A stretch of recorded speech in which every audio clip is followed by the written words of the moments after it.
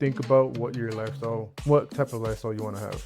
I mean, again, there's nothing wrong either way you want to go. If you want to have a US based job, it's fine. You will definitely have more, your money will go a lot further here.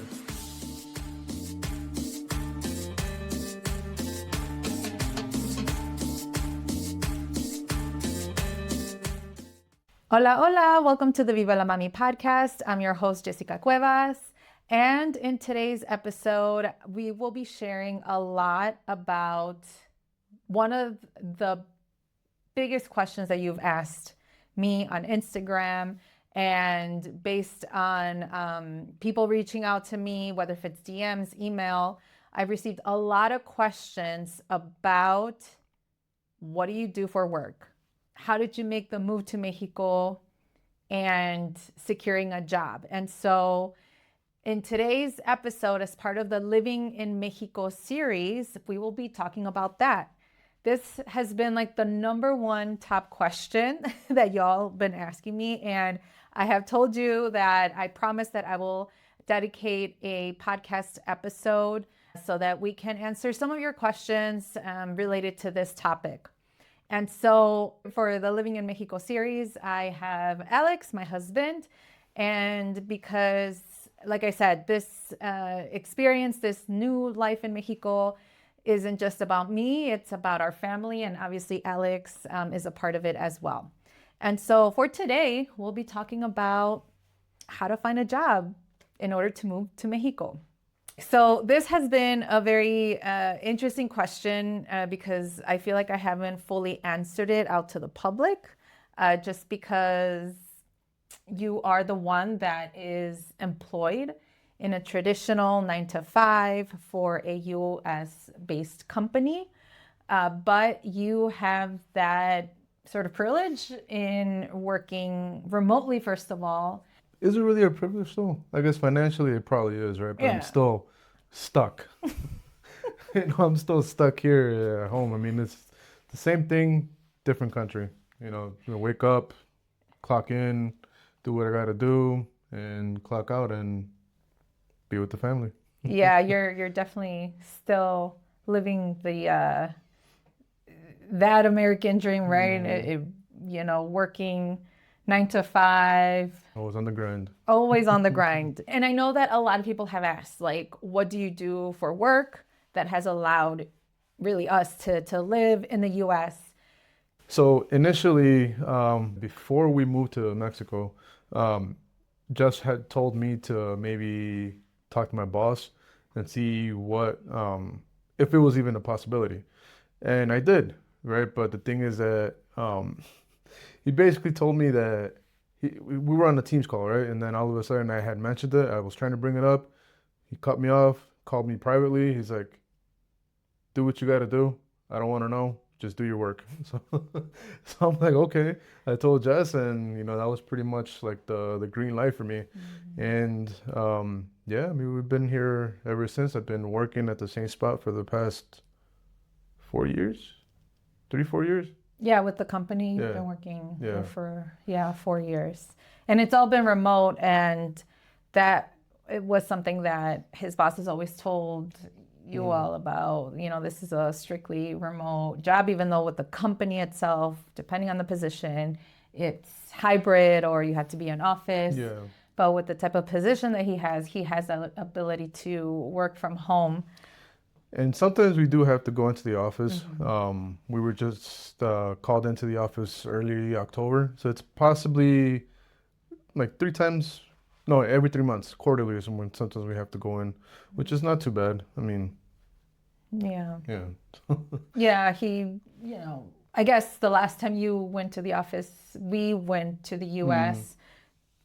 The timing of it worked perfectly because we went to one of my prima's weddings. And so that worked out pretty well because he had to be in the office like a couple of days after the wedding. So, but yeah, I think you'll be traveling by yourself, which I'm sure you're excited about, right? Meanwhile, I'll be here with the kids. No kids to look after on the airplane, worry about their safety, luggage. Yeah. But you'll be bringing stuff for me from there. But yeah, and so considering that we came to Mexico with a job already secured, and the fact that you're earning US dollars, it really helps a lot in living in Mexico when, we've talked about costs in previous episodes. So that's something that you can definitely listen and catch up on. But, as far as with you earning US dollars, does it really make a difference with the life that we have here in Mexico? Yes. In like our previous episode, that we did mention that there are some areas of like our daily lives where it does cost a lot, groceries, gas. But yeah, overall the dollar does go a lot further here. So yeah, I mean that's definitely a plus. Yeah. Yeah, so there are opportunities to find jobs that are based in the US. And this is a really hot question. I mean, we are a part of these different Facebook groups about people moving to Mexico. And honestly, every day, I kid you not, someone asks that question. How can I find a remote job that is paid in US dollars where I can live in Mexico? And honestly, it all depends on the type of position. Definitely remote will help you, because that's when you don't get to go to the office or anything. Alex is pretty much like on a quarter basis. Some positions might require you to be there once a month. So depending on, that kind of commitment, whether if you do have to return to the office for a month or a quarter or once a year, whatever, that is up to your discretion. But it's really understanding the fine line, whether if you are able to work abroad. There are definitely companies that are very rigid, very strict. They're going to find a way to catch you to, whether if you are working in a U.S. home-based like office. And there are ways though, and this really spiked during the pandemic when everyone was working remotely from home, right, for the most part. And there were a lot of ways that people found ways to work remotely out of their country, and in this case, the US. Outside of the US, they were finding ways on how to work remotely without being caught and kind of doing it on the hush hush. So there are ways to do that. But I think when it comes to ethics, when it comes to, well, in my opinion, if you're watching this, you're seeing Alex's face. He doesn't care. But for me, I would freak out. I mean, I don't want to say that I'm living in constant fear, right? But I mean, that thought does cross my mind that what about like if I guess IT decides to do like a sweeping inspection or whatever on its employees and see where they're at, I might be in trouble, right? But that's where technology comes into place, right? So I mean, I'd like to think that I took the necessary steps to cover myself. Right. And you're not the only coworker. One of your coworkers said that he would be living or moving to India, and who knows? And I mean, the time difference and everything, I don't know how that would be possible, but considering that you did have that leverage in being upfront with your boss, and your boss like, I don't care. But basically it's up to you whether you do get caught through IT, right? But you did go through those like strategies to find ways, to be kind of like on the safe side. And that is through a VPN, that is through a travel router. And if you have any questions about that, let us know. Alex is pretty good with that. He kind of found his little hobby there. Yeah. So, I mean, just like I just said, reach out if you have any questions. But again, use your own discretion. Yeah, definitely. Especially, like if you want a very traditional 9-to-5 US remote job, there's definitely a lot of remote like W-2 9-to-5 jobs out there, but it all depends on what those policies look like, again, on how you feel about it, and if you're willing to take that risk. Considering that Alex didn't find a job for the purpose of coming to Mexico, I mean, he had already established, his job and obviously having a good relationship with his boss that I'm sure, I mean, obviously it's worked out. So far, so good. Yeah. And so that's another form of income, right? That you can definitely have, but again, it's up to your discretion.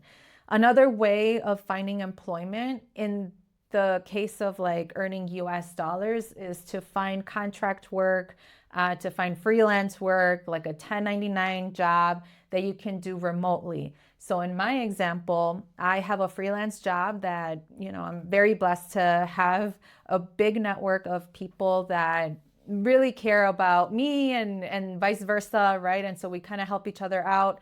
And so I was able to get a freelance job. It's basically, based upon the hours that are needed. And I help and support her with her HR firm. And I help with like the marketing, basically project management type of tasks that are needed, based upon the need of it. So it's not like it's a consistent type of job, if you will, where the hours are consistent. It's all based on like project needs, but at least I'm earning some kind of income. In addition to that, I also secured a temporary contract job, which is for an institution in the US. And right now I am basically working right now. I'm in the thick of it. But what I like about it is that I get to pick my own hours. I mean, it's not like I have to sit within a specific time frame. It's very flexible as long as I do the job. And it's very accommodating because I'm the one who picks up, drops off the kids. I do a lot of the things that, are required to do within Alex's work hours. So at least that is giving us that opportunity to earn some income. And it is temporary. So I will be having this job between now and March in the spring. And then we'll see what I can find. I mean, there's a lot of websites out there, Fiverr, Upwork, Remote jobs, something like that. Yeah, remote remotejobs.com. jobs, Indeed. Yeah, Indeed. There's a lot of opportunities for you to find a position where they need help. And it's basically just, money that you can earn and accrue. And especially when it comes to the cost of living here in Mexico, where, again, I guess el dinero no se multiplica, but in a way, it Goes further. it goes further. Yeah, it goes further. Yeah, and housing is definitely a lot cheaper here too. So I mean, before we get into that, I mean, I guess you would have to ask yourself what type of lifestyle do you want to have, right? I mean, if your goal is to come here and like buy Ferraris or buy mansions, yeah, I mean, you're gonna get stuck. The better option will be to have a US job, right? But then again, if you have a US job, in my case, you're just gonna get stuck. Yeah, know? you're still living the American Yeah. way, right? And where we live, there's a lot of coffee shops, right? I mean, I think that would be amazing for me to be able to do that. But again, I would have to be carrying, my router because I have to keep my location, right? So, yeah, so you got to ask yourselves that. Or if you want a more laid back lifestyle, search up your local economy, or not economy, but like your local area in which you want to live and see if there's any openings there. Because I mean, even though we don't have like Mexican jobs per se, right? But everything that we have seen so far, everything seems super laid back. Doable. Yeah, and that's something that I definitely wanted to talk about in terms of finding a job while living in Mexico. You can create anything. You can do anything here in Mexico. Bottom line. I mean, someone told me, and this was a local, and I was telling her about, our job situation and everything. And I was like, I do hope that Alex finds something more flexible. I mean, that is the goal, right? So that we wouldn't live in this kind of hamster wheel of like working that 9 to 5, very corporate America type job. And what she was telling me, she was like, you know what? Puedes crear tu puestecito de dulces, vender dulces, y así lo puedes hacer. So, it doesn't matter what kind of, business you want to create. It is so doable here in Mexico. And that is because there are no restrictions really. You don't need specific licenses or, like credentials or permits. I mean, we come from Chicago, and having a business in Chicago is so hard. Like it takes like forever to open a business. You need X amount of like licenses and there's like all these protocols. And so there's a lot of gatekeeping, I would say, in the US for you to build a business. Whereas here, based on the conversations that I've had with people, it's like you can have your own puestecito in the corner of the street and no one's gonna ask for a specific permit. Obviously, for food and alcohol, there's specific regulations, but it's not as like constraining like in the US. Yeah, I think I forgot who you said that mentioned this, but some taqueros freaking make more money than doctors here. Yeah, my friend. Yeah, mi amiga. Yeah, her husband is an orthopedic surgeon here, and what she was telling me is that there's a taquero that they know that he makes bank, and so I think it all just depends on the like how much dedication and willingness and creativity you're willing to put into a specific project to create it into a business. And one of my friends who her husband son de aquí, he has his own like business and it's thriving and it's growing. And what she was telling me is that the government actually gives you assistance in, once you apply and submit a proposal in terms of your business plan and everything, the government can give you funds, like literally funding for you to start your business, whether if you need a POS system or if you need furniture or if you need supplies, like the government can provide you with like for you to start up your business. And then in the US, all what you get, yes, there's grants, but you need proof of like income, you need proof of how many people worked for you, like, and it's so hard to get money. Bank loans, and if you don't pay them back.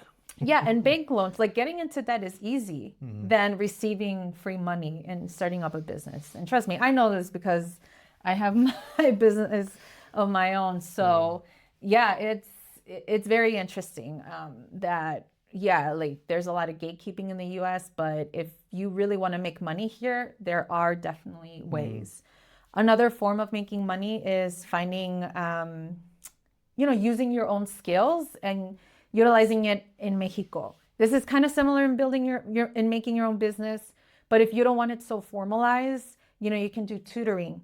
There's a lot of people that tutor English, or you can even find a job here to be an English teacher and work at the schools. And being that you possibly, considering the population of my listeners here, like if you are bilingual, there's a lot of benefits in that because you get to kind of work with your coworkers. You could possibly teach other subjects that are not English. And so there's a lot of opportunities through that. And you can also bring your business, if you are an entrepreneur in the US, you can bring it to Mexico. And depending on the needs, depending on your markets, right? Like you can still continue to do that. It's just like me with Viva la Mami. Technically it's an LLC in the state of Illinois, but I am allowing my business to be kind of international, if you will. And that's another form of me essentially getting income. And yeah, and again, it all falls back to what you want your lifestyle to be. You want it to be on the grind constantly, US job, right? If you want to be more laid back, more flexibility, do whatever you want to do, work here, get a job here in Mexico. And I know that for us, our situation is different because we are getting passive income. And if you don't know this, we are property owners.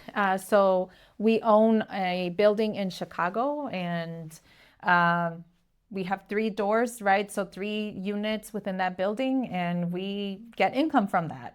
So anything left over from the mortgage, from the rent that we get, we basically pay for housing the housing here. Yeah.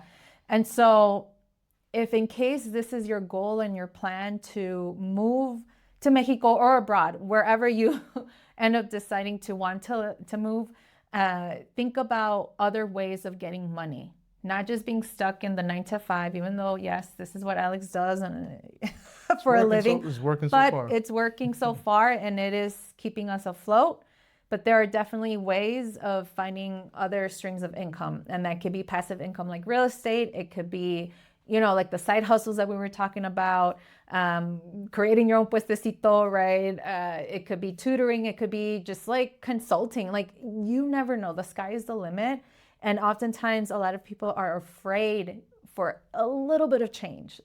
And that is what doesn't allow them to give themselves permission to make a big leap like what we did. And also too, like, these are kind of obvious, but not really, right? I mean, because it might be a little bit more difficult and it takes a little bit more time to get money in these, but it's social media, right? I mean, like YouTube, you got your TikTok, your TikTok, whatever the hell you call it. And just basically just using that. I mean, if you don't have a niche, whatever, right? Record yourself making the big move. There's a big audience for that. You can get paid for that too. Yeah. Yeah, there's definitely ways in finding ways to get money. I think it's all about mindset. And I feel like in us first initially buying that building, right? It really allowed us to think creatively and finding ways on how to live a better life, I guess. And it definitely did make it made it easier for us to make the move here. Because again, if you're going to make the move, depending on what your lifestyle is over there, what you currently have established, the move is costly. Yeah. It is insanely costly. And I can safely say that if we didn't own a building over there, we probably wouldn't be here right now. No. Yeah. Yeah. So definitely if this is your goal to move abroad, you got to think about how are you going to receive like the funding for the move.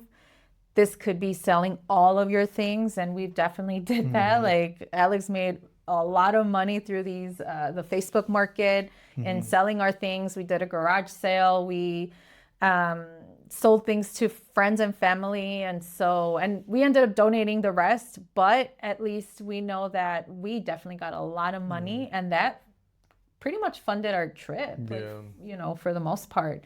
And so, yeah, and there are different ways of doing this. I mean, I don't think we are experts necessarily, but considering that we are proof that, we were able to move abroad because of all of these different factors, and Alex having a remote job, like he had been having a remote job for the longest.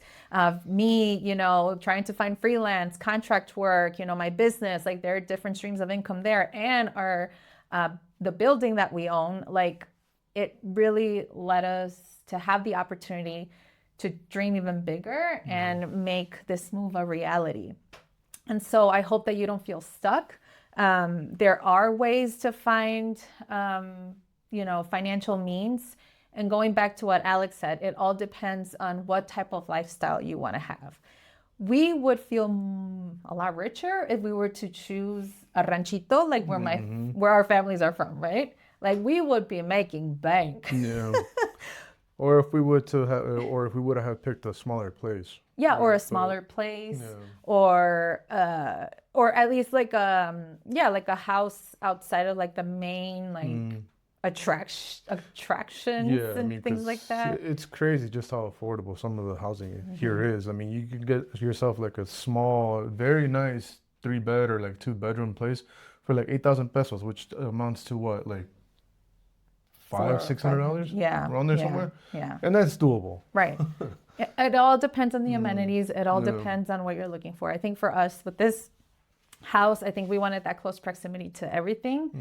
But now we are finding that it's definitely expensive. I mean, groceries are expensive because the only local store that you have is La H-E-B and La Walmart, so these are obviously US based companies. And so for you to do groceries in US based stores, like it's going to be a lot more expensive than if you were to go to El Mercado. And so now I think we're going to go to El Mercado because I don't want to spend more money. And also too, I mean, I think it all depends too, like now that we're on the topic about food, right? I mean, if you want to still have like your stuff that you could find in the US, you're going to spend a lot more money. That's why I think we're struggling. How she just mentioned too, that we're going to have to make a change, right? We're going to have to sacrifice some of the stuff that we buy. So we'll see how that goes. No more like Kraft cheese for the kids.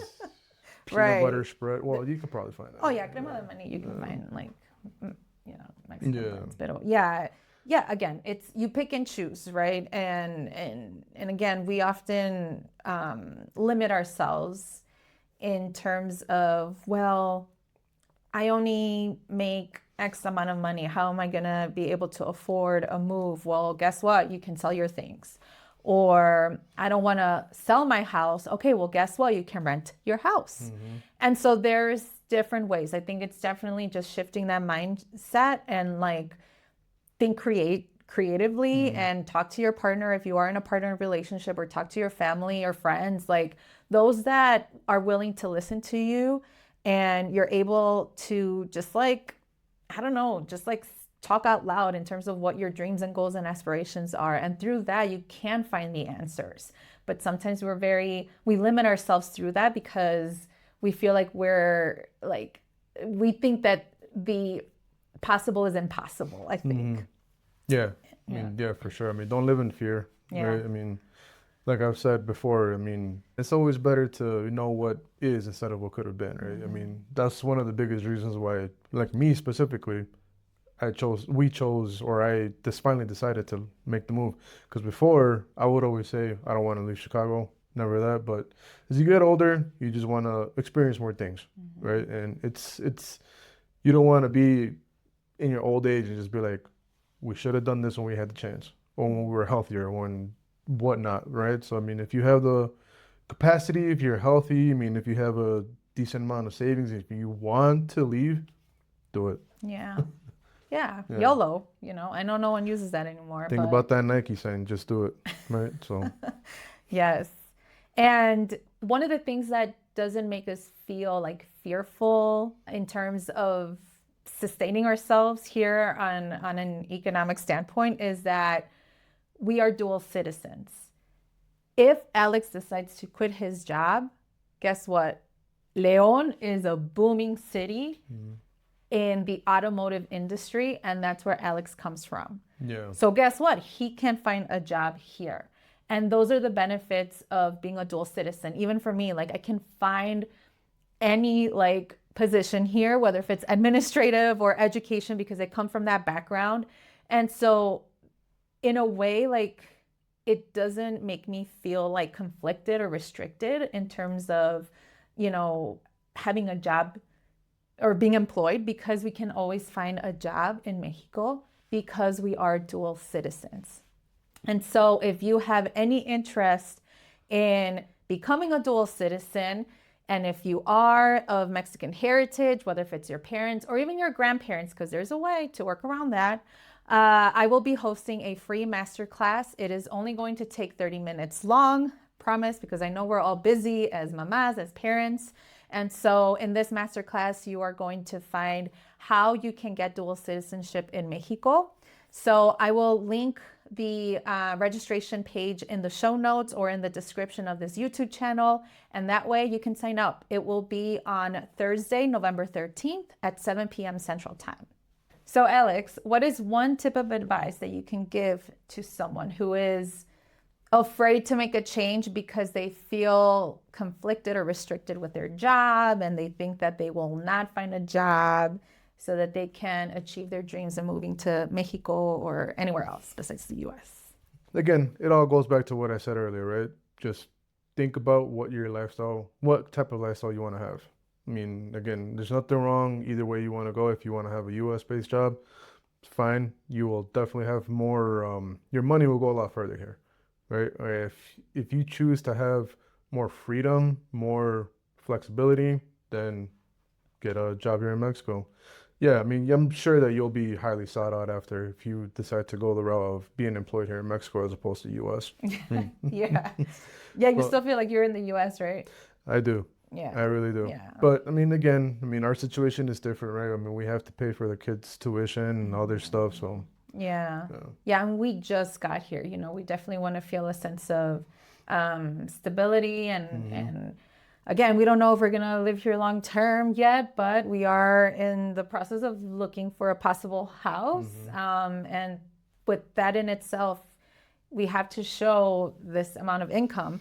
And being that it is a 9 to 5, US job, it will essentially look like the money is multiplied, right? Based on the income that you are receiving. So it all depends on what your goals are, as how you said, but also your long-term goals too. And if you are interested in buying property in the country that you want to move to, like in Mexico, you do have to show income, and it all depends on how much it is and, how much you make and all of that. So just putting those things into consideration. But yeah, definitely don't limit yourself. I think that is a big thing about our community, and especially for us, like as children of immigrants, we've definitely seen the limitations that our family has had and still has because of that mindset. It's that scarcity mindset. But if you shift into a mindset of abundance, and I'm not saying like, oh, you have to make this amount of money to be successful. No, there are ways to work around things. There are loopholes. There are opportunities for you to, again, think creatively and have this imagination so that you can meet those goals. And so I hope you take, this into consideration. Like I said, we're not experts, but this has been our experience. And so far it's worked out for us. And I hope this gives you permission to just do it. Do whatever you want. And we're humans, right? We learn as we go. That's weird. That's why I allowed the human race to evolve, right? Because you learn from experience. So don't be afraid of experience. All right. Good advice, Alex. All right. Well, thank you so much for listening. Hasta la próxima y nos vemos in the next episode.